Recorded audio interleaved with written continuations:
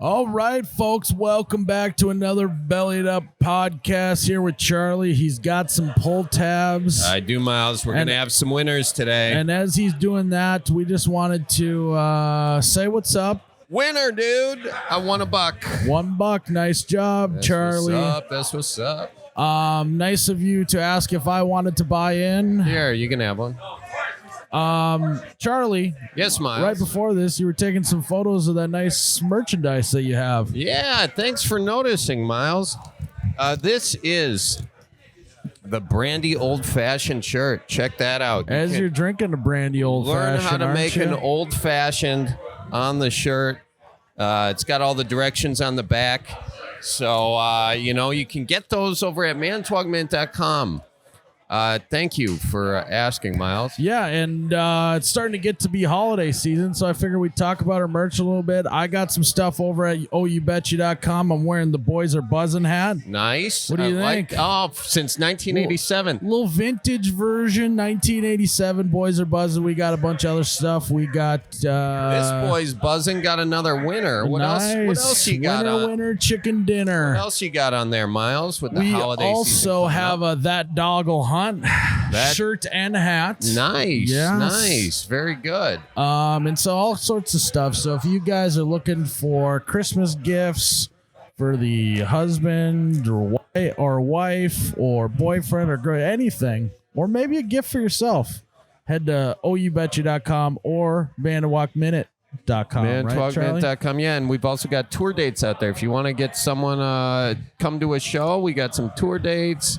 Got the Midwest Survival Guide book, the whole shebang, guys. $1, Charlie. Folks, we're not getting rich off pull tabs, so buy the merch, Well, I mean, you can, though. It's pull tab investing. We also have pull tab investing gear as well, Charlie. Oh, I won. What are the lemons? $2. Nice. Dude, I'm killing it on this. $2, Charlie. $2. $11. All right, folks, we won $11 on pull tabs. So how much did you put in? $20. Exactly. That's the kind of returns you can expect. Put $20 in, $11 back, guys.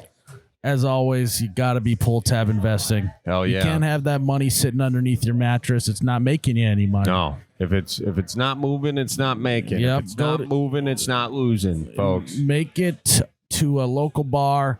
Put that money in pull tabs. You won't be disappointed. And remember, you didn't lose. You just quit. Hey, that's what I'm talking about. That's what I'm talking about. And we're not quitters. No, we are not. We're not going to put every dollar we just won back in that machine. Exactly. So, folks, we're going to take some callers, and we're not going to quit on you either. Welcome to the Bellied Up podcast. Who are we talking with? Talking with Ryan. Hey, Ryan. How you doing? Doing good. How are you? Good. Where are you calling in from? Calling in from Ames, Iowa. Ames, Iowa. Ryan and Ames. Yeah, sorry about that Cy-Hawk game. Not exactly what you were looking for, was it? No, but I live in Ames, but I'm not a Cyclone or a Hawkeye. So what are you? I'm a Fighting Irish, Notre Dame. Okay, good one Catholic boy. One of them. Good Catholic boy. So what's on your mind? So I got a roommate that so I'm getting married here in June, and he I've known him my whole life, but I didn't grow up around him, and he's kind of just assuming that he's going to be in the wedding, and I don't know how to break it to him that he's not going to be in the wedding. I mean, him and his family are invited, but so we grew up together from ages 0 to 4, I'd say. And then his mom babysat me those all 4 years there. And then he moved away to Ames, actually.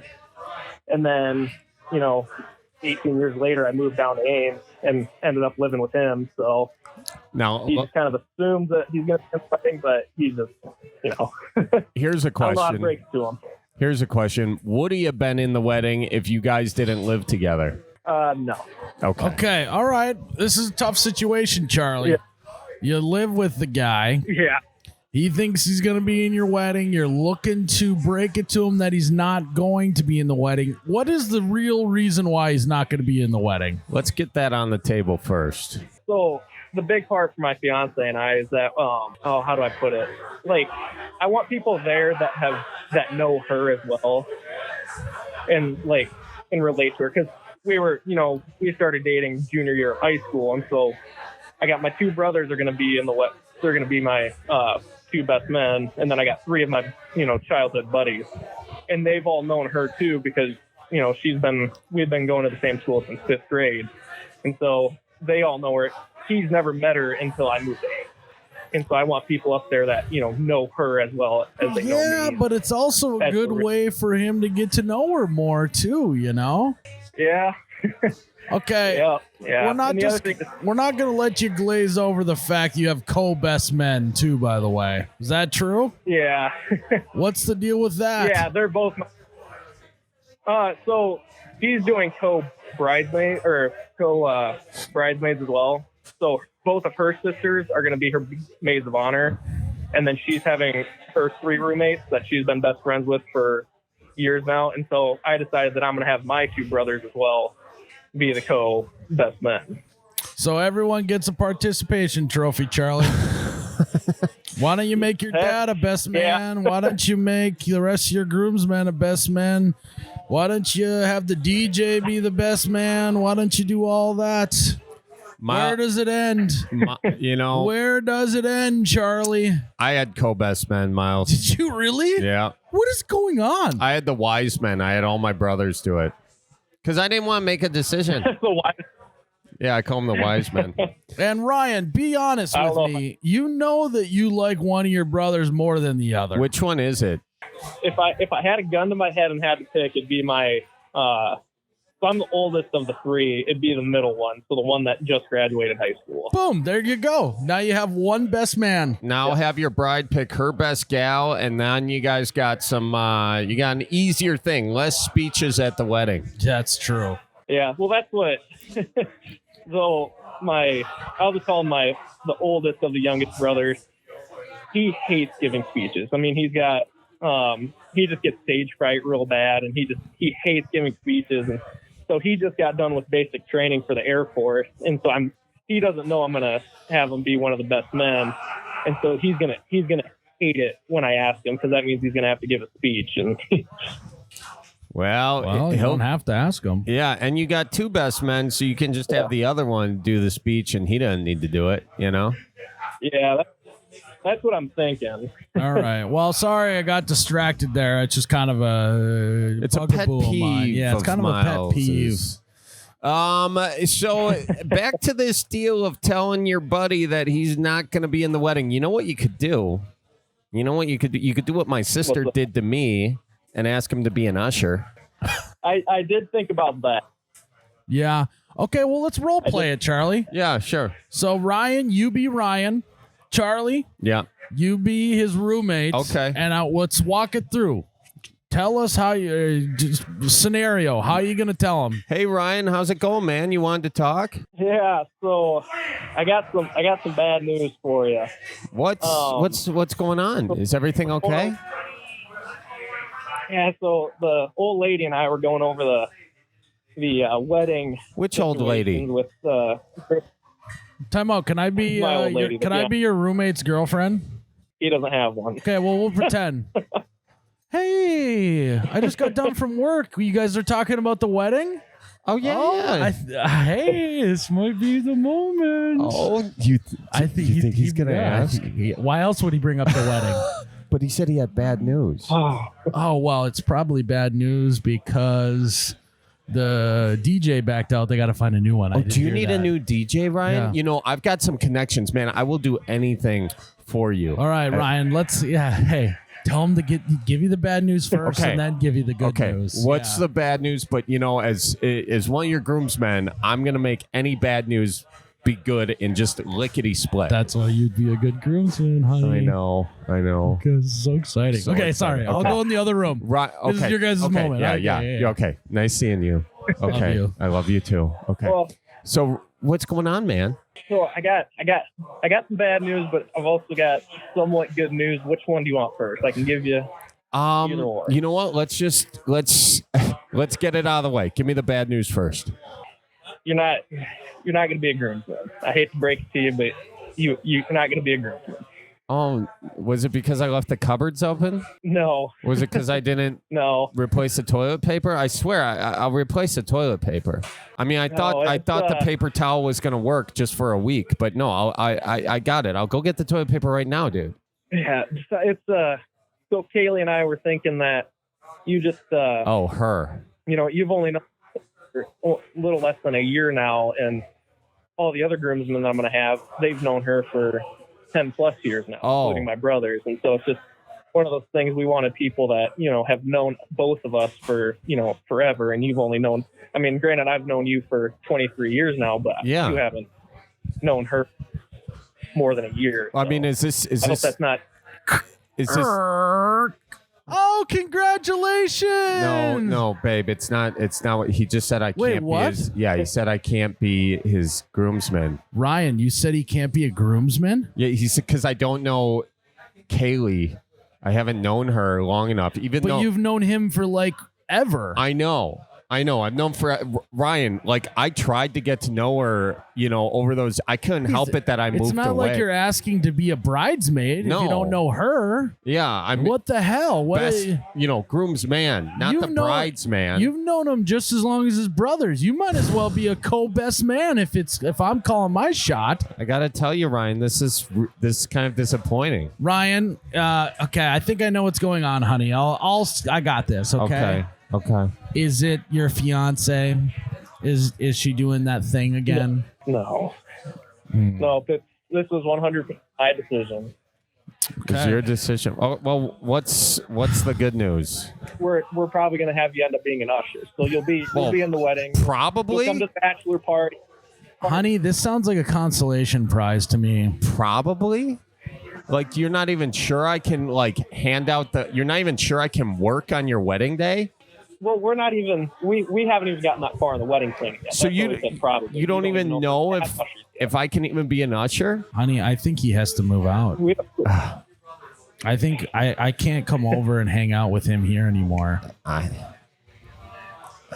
Ryan, I'm sorry, man. You gotta go. Can I just have 6 months of rent and then you can pack your stuff? And could you get some toilet paper before you leave? Okay, Ryan. I'm the one that bought the house. You're the one paying rent to live with me. Oh, burn. All right, Ryan. End scene. Very good, Ryan. Not very good. No. Bad. No. Okay, Miles. Don't be honest with him right now. Ryan, Miles is right, though. That was terrible. Here's what you got to do. You can't even frame it up as good news, bad news. You know what I mean? It can only be good news. Hey, man. So as you know, you got the wedding coming up. Super excited. Want you to be the usher. And for God's sake, you can have an usher. Like, it doesn't matter. They do nothing. They hand out the brochures or whatever the hell, and then it's nothing. It's honorary. And do not make him buy a suit. Okay. Yeah, and if you don't even want him to be an usher, you don't even give him the news that he's not doing anything. Yeah. That just means that you contemplated actually having him be in the wedding, where if you can kind of play well, I guess I never even really, you just don't even say anything at all. It's all in how you frame this, my guy. So, Charlie, it should have went like this. You be the roommate, I'll be Ryan. Okay. Hey, Ryan. Hey, what's up, man? What are you watching?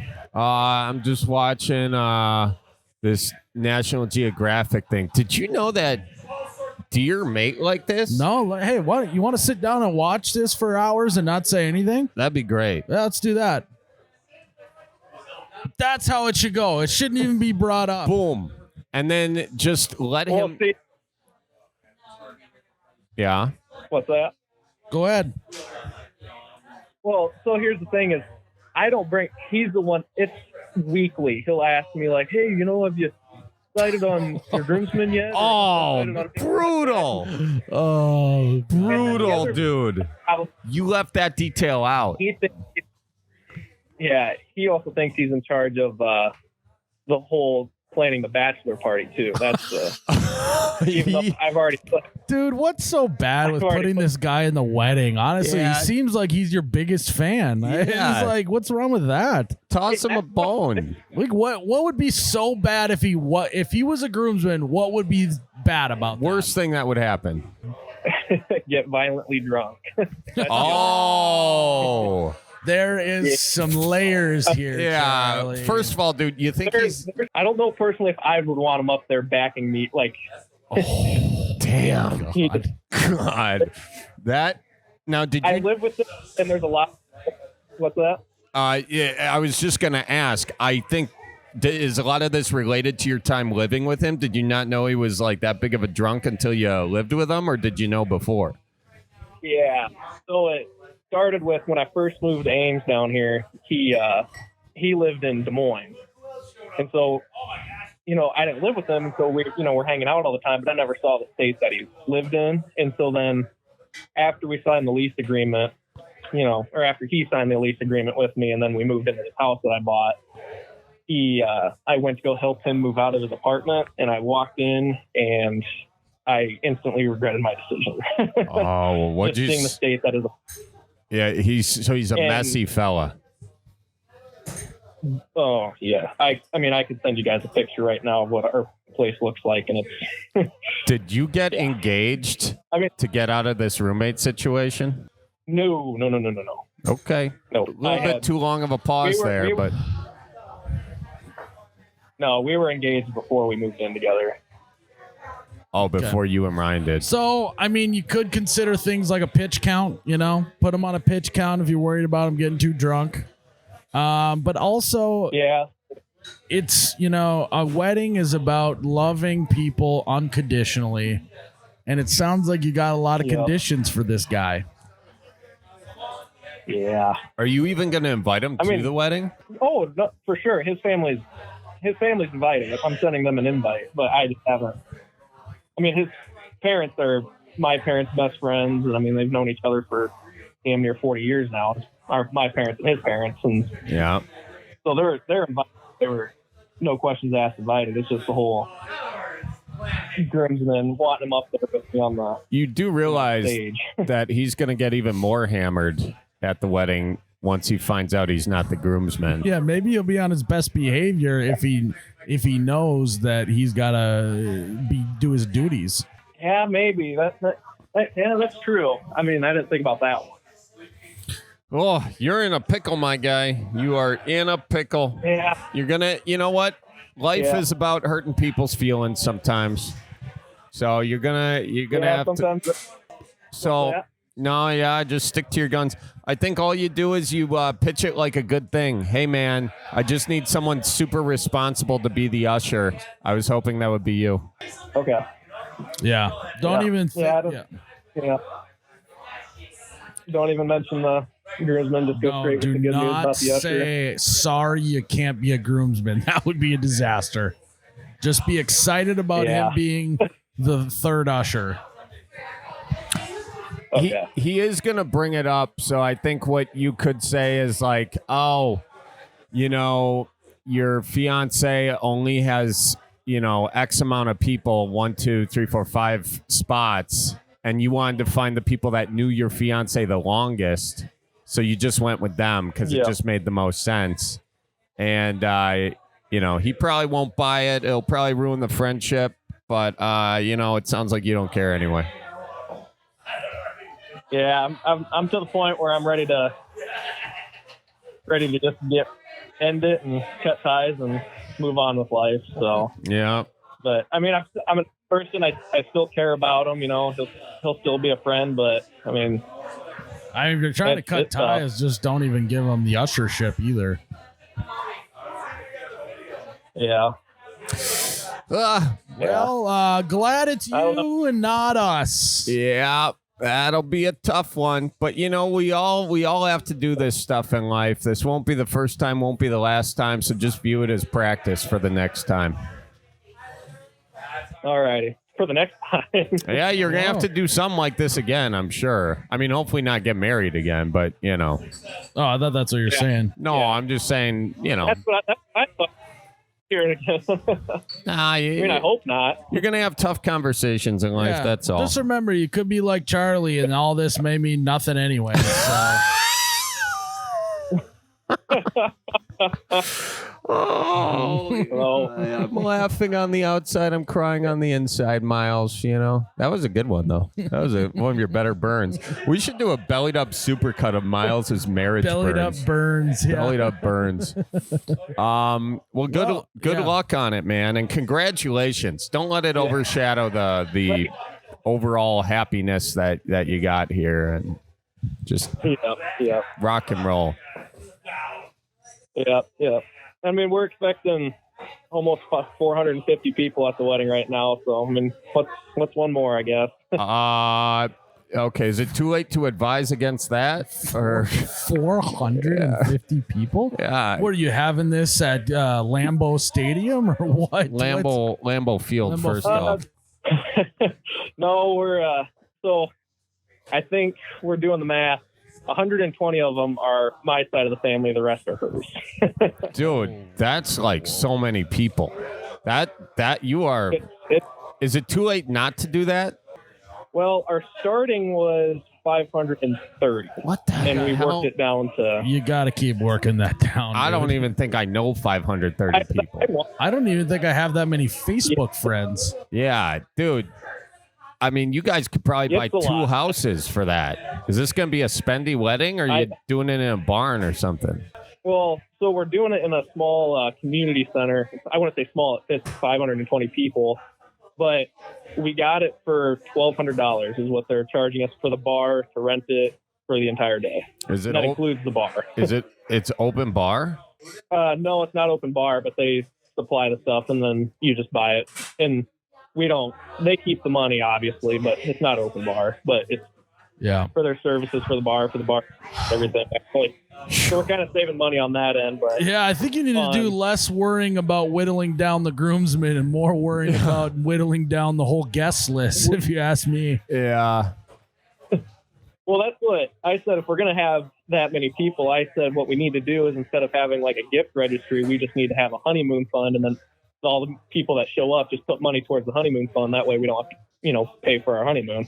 We just have the 450 people pay for it. So basically you're inviting 450 people just so you can get their money, not because you care about them. Nice. Sweet. Also, you realize you got to pay for their dinners too. It's going to be a wash, my guy. Yeah. And also it sounds like you're going to need to pay money to put a Jumbotron about halfway through or halfway back the venue, because no one in the back's be able to see anything that's going on up front. Yeah. So you're going to have that. And well, the most expensive part is, so she's a country girl. She knows her cows. She shows cattle and stuff.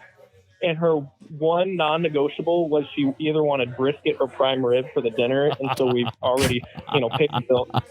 We're having prime rib at her meeting. Oh, man. Well, hope she got a good deal on that. She knows sounds like cattle. You're going to need to get another roommate to pay for this wedding. Maybe a couple.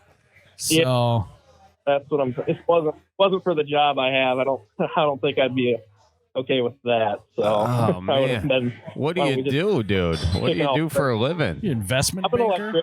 electrician. You're a what? I'm an electrician. Oh, yeah, that's good money. That's good money. Yeah, this whole scenario is shocking. Yeah, a lot of layers on this. Yeah, it's a lot. There's a lot going on in life right now. So. Final piece of advice, dude. Just elope. Save the money, save the conversation. I wanted to. Well, one of my employees, his wife does wedding photography for elopers. Like they'll go out to specialized locations, and I said, "Why don't we just do that? We'll have 4 people there." And she goes, "No, I want a big wedding." I'm like, well, clearly, I wanted. Well, her dad offered us $10,000 to just get married in Vegas. Have the Las Vegas Strip Elvis Marriott. Well, that's because he saw your guest list. Yeah. He's like, God damn it, there goes my retirement. Yeah. Yeah. And no, she was, nope, we're having a big wedding. We're going to have prime rib. We're going to have, she wanted everybody. Dang. Well, we can only advise against it, but you're going to do what you're going to do, and God bless. But that's going to be like $100,000 wedding. Yeah, it won't be that much, but it's going to be expensive.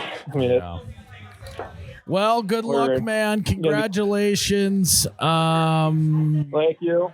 And stay safe out there in the trade. Oh, will do. I mean, luckily, most of the time I just sit in the truck and make phone calls. But yeah, well then stay warm. Stay warm out there. That AC in the truck can get pretty chilly. So. Yeah, it makes it cold. Keep a stocking out in the back just in case. There you go. Smart. All right, man. Well, thanks for calling in. Have a good one. Yep. Tell your folks I say hi. All right, you too. Good luck with the roomie. Yep. Sounds good. Thank you. Bye-bye. Charlie, how many people were at your first wedding? I don't remember. You know what's funny? I was talking to my aunt afterwards, and I was like, yeah, at my wedding, you remember? And she was like, I wasn't invited to your wedding. Oof. And I was like, no, you what do you mean you weren't invited? And then I remember, I was like, oh, you were out of town. And so we never sent you one because I already knew you couldn't come. And then I was like, that's crazy. I didn't even know you weren't at the wedding. And then she got more offended. Oof. Yeah, that was bad. But that's the thing. When there's so many people that you don't I think remember. We had like 220, which we thought was a lot. And this dude's going to have twice as many people there. That's crazy. Man, that's crazy. That's crazy. Well, should we take another caller, Charlie? Let's do it. Welcome to the Bellied Up Podcast. Who are we talking to? Hey, it's John. How's it going? Johnny boy, what are you doing? Oh, I'm just on my day off right now. Where you guys at? We're over at Clementine's, Milwaukee. Oh, nice. You're just a hop and skip away. I'm from Kenosha. Oh, Kenosha. Yeah, you're not too far down the road. Kenosha. Yeah. Well, belly on up here, John. Belly on up and tell us what's on your mind. Well, I'm just wondering if this is just a Midwest thing with just Midwest dads, but are Midwest children put on this earth just to work for their dads their whole life? I mean, I just feel like I've just been working forever. I feel like I should be getting like double pay on the weekends here. It's ridiculous. How old are you? I mean, I'm 25. What if he was like, I'm 14? Are you still working for your dad? Yeah, man. He'll call me up on the weekends and be like, hey, what are you doing? Hey, you think you can put up a fence with me this weekend? Oh, okay. You want to put some irrigation in? I'm like, holy smokes. These are side projects, is what you're saying. Yeah, it's a million projects that he's got all these ideas. He's a handyman. He's retired. He's got all the time in the world. He's got all these ideas, and so I'm like number two here. I'm like the second work guy on the force here, and I got my own life. But I'm just wondering, now that I'm a father, should I be doing the same to my children as they grow up? Just work them every second that they're alive? I don't know. I think it's only fair. Yeah, it's only fair to you. It's how life pays it forward. I mean, one thing I'll say about this scenario is if I know this guy like I think I do, if he's a true Midwestern dad, the way that Midwestern dads show that they love you is not by saying they love you. It's not by being nice. It is about roping you in to their projects and doing manual physical labor with them is how they show that they love you. It's what they call quality time. Yes, thank you, Charlie. Yeah. And my dad's the same way. My dad is the exact same way. He's been doing projects at the lake for a decade straight now, every single summer. And it's kind of I've noticed that it's kind of a codependent relationship between my mom and my dad. My dad acts like he hates doing the projects or kind of a little grumpy about it, but he actually loves it. My mom loves coming up with projects for him to do. and it just goes on, and then we get roped into that stuff, and it's just how we show love here in the Midwest. Yeah, I'm one of 12 kids, and my dad will still get, delivery of mulch or firewood, and he'll put out the group text. I'm a little lucky that I can, usually that there's a couple, 2, 3 of us that'll go over there at any given time. So we're on a little bit of a rotation, a crop rotation system. And I work a lot of weekends, so that's been my out. I've been working, but, short of that on your end, yeah. Here's my question, though. Do you have projects around your house that your dad can help you with? Because then you can, kill 2 birds with 1 stone. Then we find out if your dad's really trying to spend quality time or if he's just trying to get cheap labor. Well, I think you guys hit the nail on the coffin right there, because, my dad, he is horrible in social situations. He barely says a word. But when we are working, it's that father-son, relationship. And there's not many words said other than, hey, go get that tool, or hold that flashlight a little bit higher, or that hole's not big enough, or you got the wrong screws, goddammit, so go back there and go get the right ones. Why'd you get the hex ones? I told you. Exactly. And then I'm spending $200-$300 now on a project that should only cost $50. But I think that's the way he's showing love. But I've got jobs at my house, right? But it's always, I feel like it's a back and forth. It's like, hey, I want to put up this fence, and then it's like 5 jobs over at his house by the time I get to the one job that I wanted to get done. Before we put the fence up, here, come over here. I want to move the table saw in the garage. Jeez. Oh God, I've done that a million times. But I just like at a young age, like I'm talking like 12 years old. I'm in middle school. Weekends, I got things I gotta do. I want to go hang out with my friends, but no, I gotta go over and put a new sprinkler system and dig up the trenches. Yeah. And I gotta put up new siding on the house and all sorts of crazy stuff. And I that just felt like my childhood, but I think maybe, I don't know, do I continue that with my children?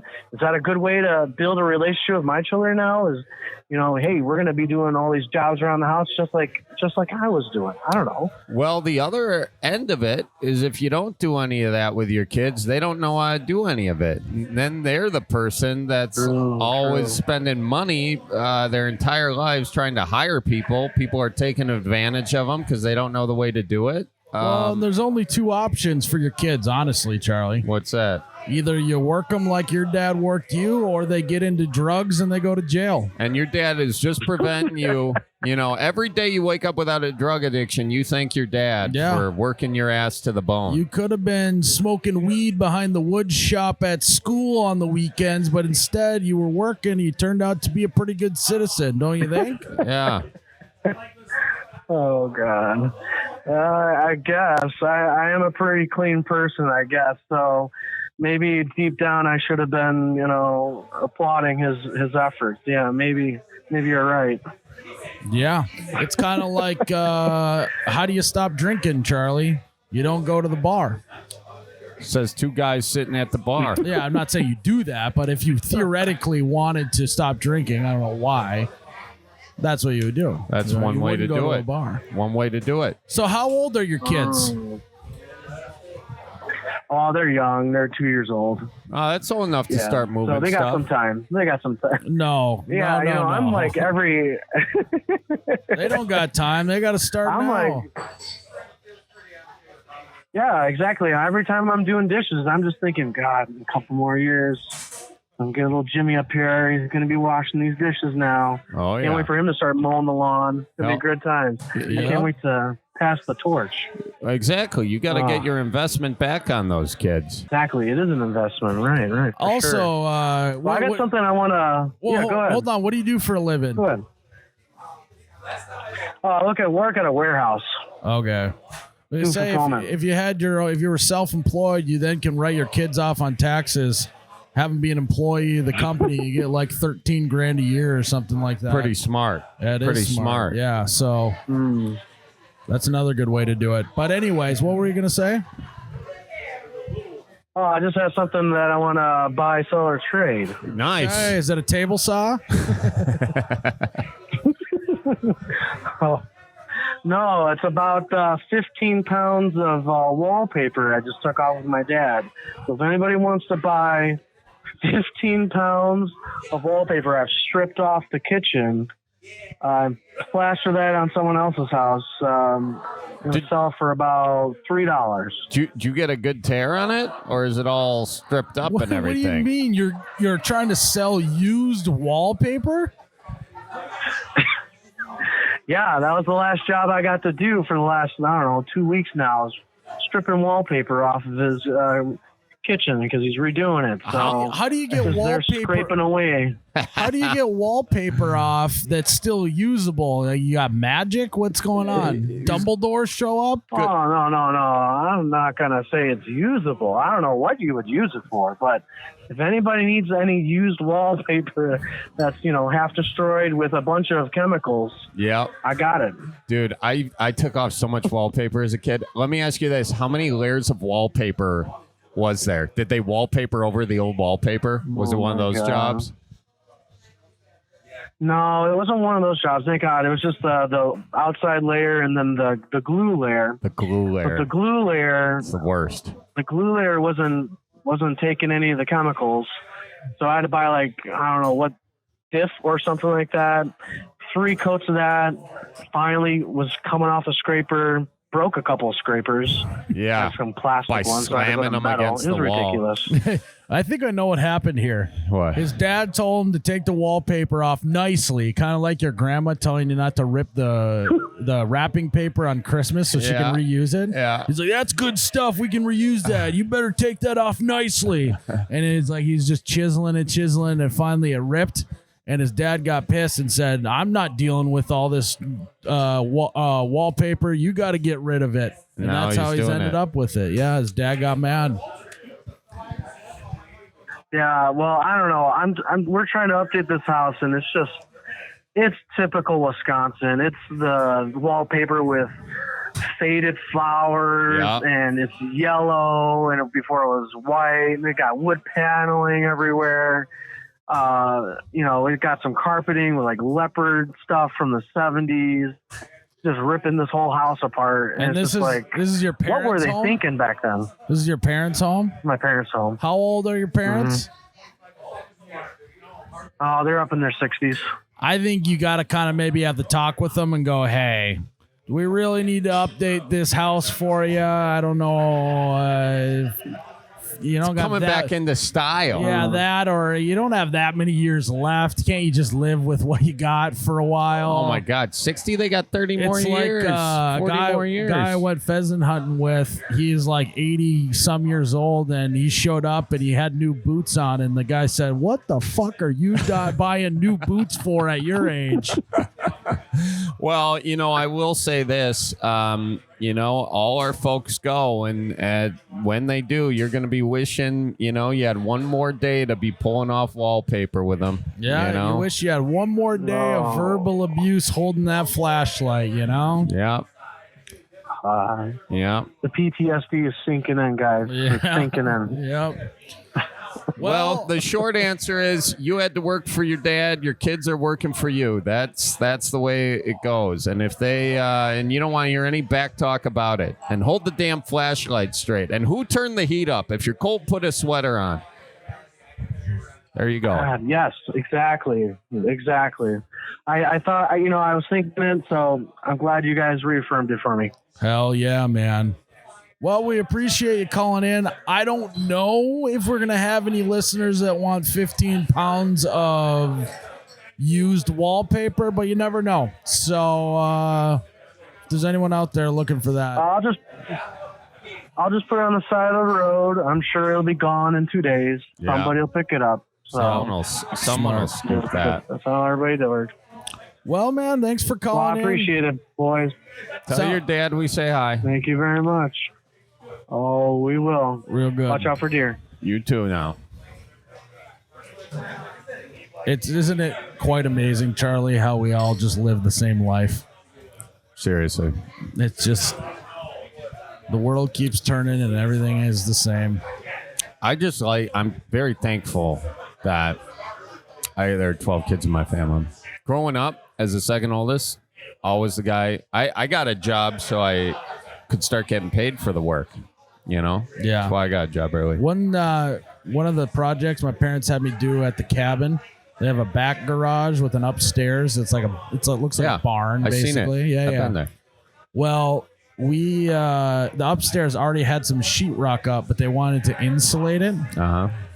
And there was no way he was taking the sheetrock down to insulate it, then put the sheetrock back up. So instead, we punched a hole in the wall. And then sprayed in it? And no, me and my brothers, and it was in the middle of winter, no heat, had to shimmy on the other side of the wall because there's like a little bit of a gap between the wall and the slant of the barn roof. Uh-huh. We had to shimmy and put up insulation on the other side of the wall in dead of winter.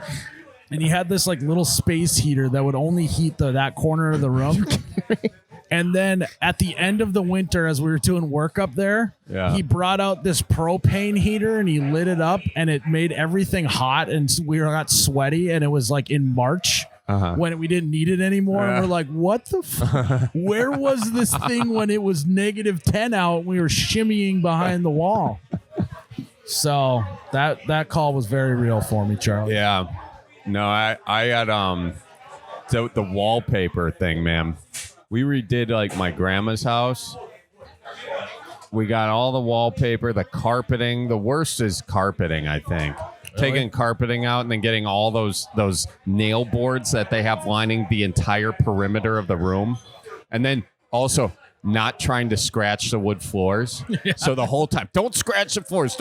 And then eventually we scratch the floors. So then we get more carpeting to put on after that. Hey. If you want it done right, don't have your kids do it. Folks, it's National Indiana Day. Did you know that? To make the day a hoot, just get yourself some Tippy Cow. Yes. I've never celebrated National Indiana Day, but with Tippy Cow, we're always finding some reason to celebrate, and why not? National Indiana Day. Tippy Cow. What the hell? Who's your favorite Tippy Cow flavor? Huh? You really stretched on that one, Miles. I like to see it. Orange cream today. It tastes like a little creamsicle. I had the green before, but if I toss that in, I bet that tastes really good. That's the thing with Tippy Cow. You mix them.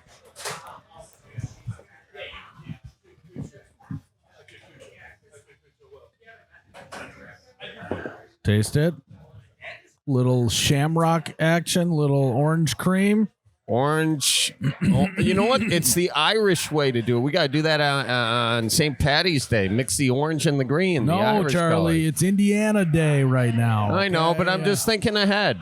So yay for Indiana. Yay for St. Patty's Day. Yay for Tippy Cow. Tip it on back. Shout out to all the folks in Indiana. Go get yourself some Tippy Cow to celebrate. Mm-hmm. Who we got on the line? How are you?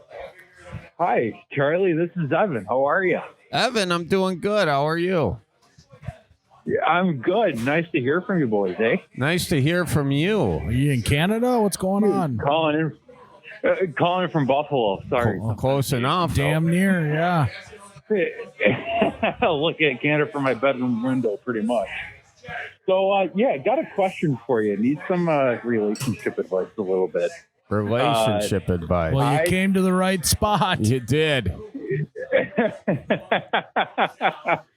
Well, during this winter months, I make maple syrup on the side of what I normally do. And usually it's early morning, sometimes in the afternoons, usually goes up until about 11 o'clock at night, sometimes midnight, suckering down some good old lattes and everything. And then come home and the miss isn't too pleased until she tastes the syrup the next day. So I guess the real question is how do I try to get her off my back a little bit from making syrup? Well, isn't that the age-old question, Charlie? How do you keep the old ball and chain off your back? Well, here's the deal. Miles, I've seen you interact with Ann, and you kind of talk a big game, but apparently you're a big old cuddle bug when no one else is. I don't know about looking. that. That's what I heard at the bar last night. No, I don't know. That's what I heard. Only when I'm sick. Hang on, Evan. I need some clarification. So basically, Sure. around maple syrup time, you're tapping trees, doing your thing. She gets annoyed you're working too much. Is that the short story here?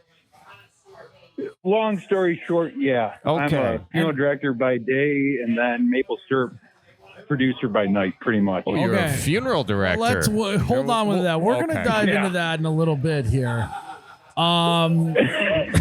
Okay. Does the maple syrup? I knew that would open up a can of worms. Yeah, this is a sticky situation getting even stickier. Sorry, Miles, I took your line. That was Miles's line. See, I gave you credit. So, how much money? Well, how many days a year are you going out and you're gone till 11 p.m.? Is it like every weekend, every weekdays? How often? So pretty much I'll start tapping trees around first week in February. And then usually it's about 2 to 3 boils a week going up until about the about third to fourth week in March. Sometimes it pushes into April, depending on the season. You got about 2 months, somewhere around there. Yeah, pretty much. 2 months. And is it every day for 2 months? Not every day, pretty much every other day. I'm up at the farm checking trees, checking the buckets, all that sort of stuff. And then once I have enough, which is usually every 3 days or so, then I'm running a nice long boil pretty much. And are you making money off this? Haven't made a penny yet. I just did a real test this year. I'm giving away about 2.5 gallons of syrup for my brother's wedding next week as wedding favor. So now that I know I can make it and I can do it next year, this coming season, start February, I'll hopefully be making some money. And I've been doing it for about 5 years now. Nice. Okay. Well, why don't you bring her with? See, she gets bored very easily. She's the kind of woman, I love her to death. Absolutely love her to death. She's the kind of woman who will tell me, hey, let's watch a movie. And then she passes out within 10 minutes. Yeah. Well, Her attention span isn't quite there. Do you have any kids? Zero. No. Okay. Well, from what I understand, if you're going to take a kid to church, you don't just take a kid to church. You bring along their toys and a bag of Cheerios.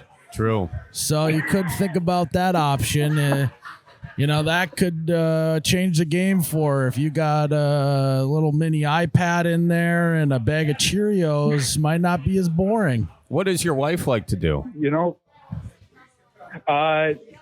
She likes to build Legos, believe it or not. That's her new kick. Awesome. It came absolutely out of nowhere. Loves to build Legos, so I might have to go to the Lego store and get her a nice little Lego set. Well, you're gonna have That to doesn't suck. You're gonna have to sell some more maple syrup first. Though those Legos are an expensive deal. I know. I just bought her a whole flower set from Target the other day for her birthday. $50 frickin' dollars. Holy for a small little 200-piece set for Legos. Ay. Well, I think that's probably going to have to be the compromise. You shower her in Legos, and she'll let you play with your trees. Play with some tree juice, Might as well. I mean, heck. Yeah, I think it might be that simple. Now, did you guys buy this property 5 years ago? Nope. So this piece of property that we call the farm, we have absolutely zero animals on it. But and my girlfriend makes fun of me all the time. It's a family property. My great grandfather bought it way back in the early or mid 1900s, and it's been in our family ever since. That's for cool. 7 generations now. That's great. And out of our whole family. Well, this maple syrup, you start selling it, I think, there's probably a little tax thing you can take advantage of over on your property. So there might be some financial incentive for her to and then you use that, to your benefit. Say, hey, the more this makes, the more Legos you get. So she sees that direct correlation. I think you're absolutely right. And I think now, you need if I don't mind, Well, I was gonna go ahead. I was gonna say you could also steer the conversation into shedding light on something. It's only about 2 months out of the year, and so have her try not to focus too much on the 2 months that you're busy, and focus on the 10 months that you're not as busy and you're around a lot more. Could be a good move too. On our very first date, she asked me, what kind of things do you like to do? And I told her from the very get-go, from September 1st to about April 1st, if I'm saying I'm going out hunting, I'm going out hunting. If I'm going out skiing, I'm going out skiing. And if I'm making syrup, I'm making syrup. And she didn't take too very kindly to that. But guess what? She's been around for 3 years now. So, I don't know. It's that stretch from April 1st to August 31st that she gets me pretty much. I'm always there for whenever she does, but just trying to keep her tamed and occupied, I guess. I see now, Charlie. It's not just the maple syrup. It's the hunting, the fishing, the skiing. He left out a lot of details. Yeah. Okay, you buried that. I think now is your sweet spot time of the year where you've got to hang out with her and annoy the living hell out of her so she's thankful you're getting out of her hair. Be overly nice. Try and be overly helpful with the Legos. Hey, I'll look for a 4-piecer for you. You need a 4-piecer? I'll find it. There you go. You help her with the Legos to the point where she wants you out of your life for at least 6 months. That's how you do it. You guys have basically, so 6 months, you're off the radar. For about 3 months, you guys have a great relationship. Those last 2, you got to invest in making her wanting you to leave, and then you do. Yeah, you got to be way too on the radar in the off season for you. Yeah. Annoy the hell out of her. I definitely called the right people for some relationship advice. You guys should deserve a 5-star review, Now let's get into these. While I got you guys on the phone. Yeah. Well, I got you guys on the phone. My girlfriend and I, we just went up to Green Bay, Wisconsin over the summer and visiting one of her girlfriends that works in one of the school districts up there. And I told her we got to stop at Fleet Farm. And holy Jesus, was that freaking amazing. We don't have any of those around here, but oh my God. My girlfriend wanted me to get out of that store within 5 minutes. And I said, hell no. We got to go through the whole damn store. Well, they got a lot of maple syrup equipment there, don't they? Sure do. They also have Toyland there. I wonder if you could get her some Legos there, Show her the Toyland next time. I ended up with a jean vest, one of them denim vests from there. And she says, I'm not catching you wearing that thing around here. And I started laughing. And the very first thing I did before we hopped on the plane was go to the bathroom and threw that sucker on. And holy crap, was that thing comfortable. I bet she was pretty turned on by that. Speaking of being not at all. Speaking of being turned on, you work with the dead. Am I your first funeral director on the podcast? I'm trying to remember. I think so. Yeah. Well, belly up to the bar and tell us what's on your mind about being a funeral director. Well, usually when I belly up to a bar and people ask me what do, I just say I'm in the medical field. I don't even tell them I'm a funeral director because it causes all the 1,000,001 questions. But no, I'm a funeral director here in New York State. 5th generation. My great-great-grandfather started it in 1893, and pretty much in a nutshell was got off the golf course one day playing high school golf and was thinking about going to college to play. And I said, there's more to life than playing a game of golf. So I went and shadowed my dad for a couple days and kind of said, why not what? Let's just try it. And then ended up here, and it's been about 9 years now I've been licensed. And it's, believe it or not, it's actually kind of fun. You got it. You gave up a career in golf for a career playing with dead bodies? Slightly. I wasn't quite good enough to go pro or anything like that, but I knew what I wanted to do was to help people. So I'm like, it's an open opportunity, and it was one of those shooting from the hip types of things. And I said, why not what? Let's just take it, roll with the punches, and see what happens. And here I've been ever since for 8 years. You ever dealt with someone who got shot from the hip? Sadly, yes. Yeah, Sadly, I figured. Charlie, I know you got a lot of questions for him. Yeah, are you in the preparation of the body? Is that part of your job, or are you just dealing with the people? Nope, I'm in all aspects. So I'm going out to houses and nursing homes and hospitals and receiving Scouting? decedents into our care, and then I'm also preparing the deceased for viewings as well. Got it. So now, what are the top 3 questions once people find out you're a funeral director? What are their top 3 questions? Oh boy, the one I get a lot is do I take the gold teeth out of their mouths? The answer is yes. Is no. No? The answer is no. That's why he's got to do the maple syrup gig. He's too honorable of a funeral director. Yeah. Well, now what you're doing is you're just inspiring grave robbers. They know that there's gold sitting in each of them graves. Yeah, and his girlfriend could see, you got all this money in these people's mouths, and yet you got to go and do maple syrup. Yeah. One little pliers could make up for all that time. What do people get buried in rings? Oh, absolutely. Yeah. Every state's different to a certain extent, but pretty much here in New York, it's you can pretty much bury a decedent with whatever the family wants to have inside the casket. Yeah. As long as that casket's closed and shut, you can have whatever kind of services you want, and that person can be buried with whatever they want. Have you ever seen a body fall out of a casket? Believe it or not, no. No. Okay. Thank God. Got But a question no, I for have the not. question for the living for you. We were talking on our Sure. other podcast, You Betcha Radio, found where all podcasts can be found. We were discussing on when is too early to start looking at a plot in a cemetery. Do you have any advice on that? Should we be looking now to find some prime real estate, or can I wait till later?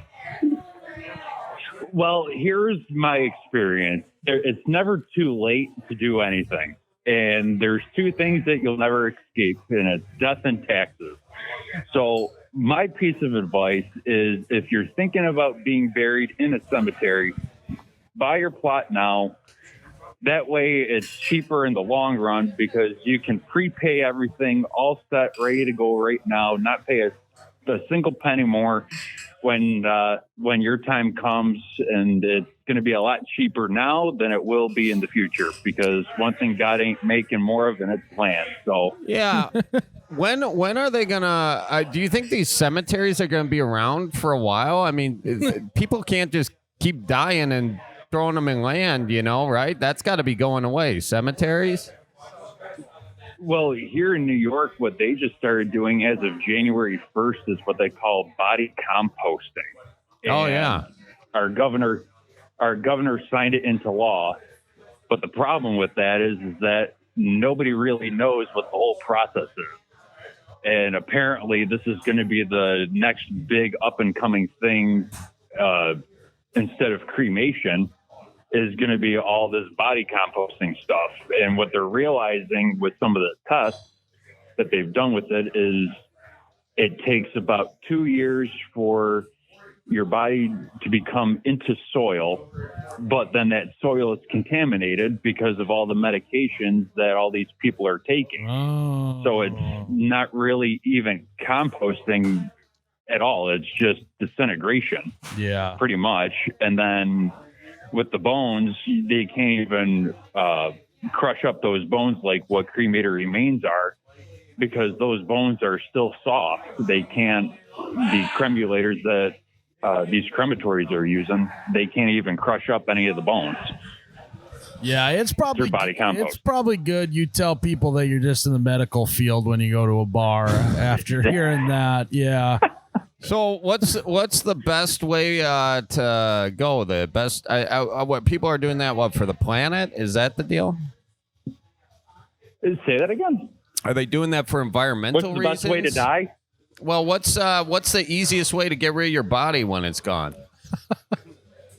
Cremation. I'm not in the field of getting rid of bodies. I'm in the service of planning a funeral and letting somebody be able to say goodbye to their loved one, Yeah, whether Charlie. that's burial or whether it's cremation. And both of those If are you ways want of just getting a simple cremation. Yeah. If you just want a simple cremation and have a memorial service with a nice photo, if that makes you feel happy, then great. We'll do that for you. But if you need to see your loved one one last time, then have a mass or a service of some sort. We could do that as well. So to me, it's not necessarily. Go ahead. How much do you charge for Viking funerals? Sadly, it's illegal. It is? Oh, damn it. Well, what the government don't know, they don't know. How much you charge? I don't know because I've never done one before. Good answer. Okay. Back one last question on the cemetery plot. You think Charlie and I can get a 2-for-1 deal? Yeah, I want to be buried next to Miles. Yeah. Some cemeteries, what they do is they'll sell you side-by-side graves or double-depth graves, depending on the cemetery that you go to. That'd be cool. I sleep on the Eternal bunk beds, Charlie. I get top bunk. Yeah, that's fine. I'm gonna decompose. You don't want me on the for top eternity. bunk. There's a lot of liability with that. Yeah. How much does a plot like that cost? Like a single plot, you're depending on the cemetery, because every single cemetery is different. You could be looking at the price range of about $1,000 to $2,000, and then for like a side by side grave, just double that, pretty much. Oh man, that's kind of a sunk cost, don't you think? It sounds. This really sounds like a dirty business, Charlie. It is. It is. It can be. What's the weirdest? It can be, what's the for weird? sure. What's the weirdest thing you've seen in the funeral business? Oh God, weirdest thing. I've had a family want to come in and have their loved one cremated, and then flush their loved one's cremated remains down a toilet in a bar because that's where this lady's husband pissed all of his money away.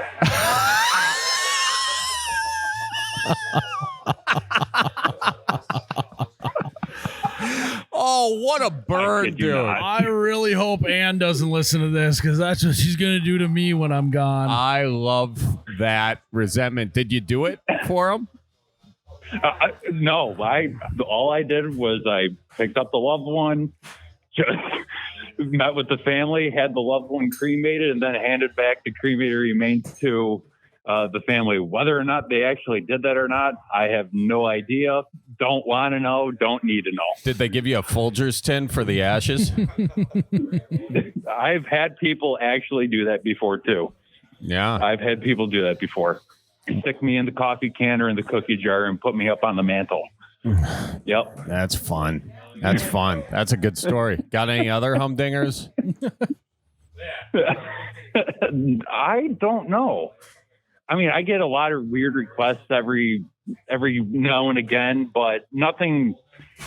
The sad part is about funeral service is that nothing surprises me anymore. Every time I think something that I've seen it all, no, I haven't. Yeah.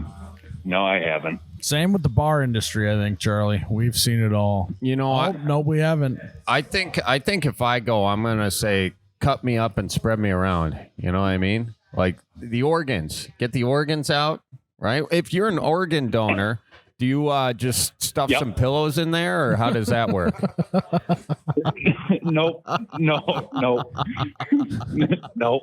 Well, what do you do? Nope. I pretty much what I pretty much do is I just preserve you to that state and clean you up and medically embalm you so you are viewable. And I'll pretty much leave it at that. There's some things that are just stuck here in the trade that I don't really talk about that often. Let's say I die and I want the tummy tuck package. Do you do that afterwards? It's got to be cheaper than getting one in real life, right? Good question. If I want to look like a chiseled model in the casket, can you do that for me? In theory, you could. Yeah. Not necessarily practical, but in theory, you could. Yeah. To a certain extent. Give me a 6-pack. To a certain extent. I can't give you a 6-pack in a casket, but I can take a couple pounds. Well, maybe you're not as good as I thought you were, but I think you could do it. What's the weirdest clothing you've ever buried someone in? Weirdest clothing. First one that comes to my mind was a gentleman who ran a predominant dairy factory here in Buffalo, and multi-millionaire, huge corporation. We laid him out in a Spam t-shirt and a pair of jeans. Attaboy. I love that. Attaboy. Anyone ever Donald Ducking it in the coffin? No. Would if someone if someone wanted to Donald Duck it, would you be opposed? I mean, you can't see anything anyway. They're covered, you know. Get the half casket. I have had the request of somebody wanting to be viewed butt naked, Donald Duck, and I told them, look, here's what I'll do. When we have you for the viewing, I will have you clothed, but once everybody leaves and it's time for me to close the casket and I know that casket isn't opening back up, I will unclothe you. So was that acceptable? I mean, hey, if that's what the gentleman wanted, that's what the gentleman wanted, and I'll give it to him. So nice. Meet him halfway to a certain extent. What? Okay. Well, man, this has been great. Yeah. Really eye-opening. Anybody ever want to make themselves a sushi platter before they go? You know, like make themselves the buffet table. Oh, you know, body sushi. No, I have not. Well, maybe we'll inspire some of that after this podcast. You know, I don't know about that. Hey, shout out your business. What's the name of your business? Let's get you. Maybe you know, who doesn't want that? Well, I don't know. No, I probably shouldn't be saying exactly what business I work for. Yeah. We lost a little trust along the way, didn't we? It was the Donald Ducking comment, huh? I guess you could say so. Yeah. Oh my gosh. All right, but no, man. It's an honor being a funeral director. It really is. Yeah. Well, I appreciate you calling in, man. This is great. Super fun. Absolutely. And I just got to give one quick shout out to the Buffalo Bills. Go Bills, baby. You know, respect the Bills. Respect the Bills. You guys have been through a lot. Yeah. Oh, yeah. Speaking of, we certainly have. Being buried 6 feet under. A lot of missed field goals. But good luck to you guys this year. Yeah. Good luck to you. Thanks, boys. Go Packers, too. All right. Break a table for me this year, huh? Absolutely, eh? We certainly will. If you guys ever make it a chance to get up here to Buffalo, let me know. Be happy to give you guys a tour. I'd love a tour. That'd be great. Awesome. Well, absolutely. All right, boys. Take care now. All right. Have a good one. Burn them good. See ya. Miles, you gonna that was a great call. That was awesome. You gonna Donald Duck it when you go? I don't know. I was thinking maybe circus tent. What's a circus tent? Use your imagination, Charlie. This is a family show. I don't get it. Guys, thanks for tuning in to another episode of the Bellied Up Podcast. Charlie, Ann's That's a laughing. wrap. And what does the circus tent thing mean? If you wanna, you can go listen to the Who knows what a circus You Betcha tent Radio Patreon. What? We talk about it on the You Betcha Radio Patreon. If You you want, shouting out your Patreon? Yep. Charlie Barron's Patreon. It's not as good. Guys, thanks for tuning in. We love you. Always tip your bartender. Watch for deer. We'll see you in the next one.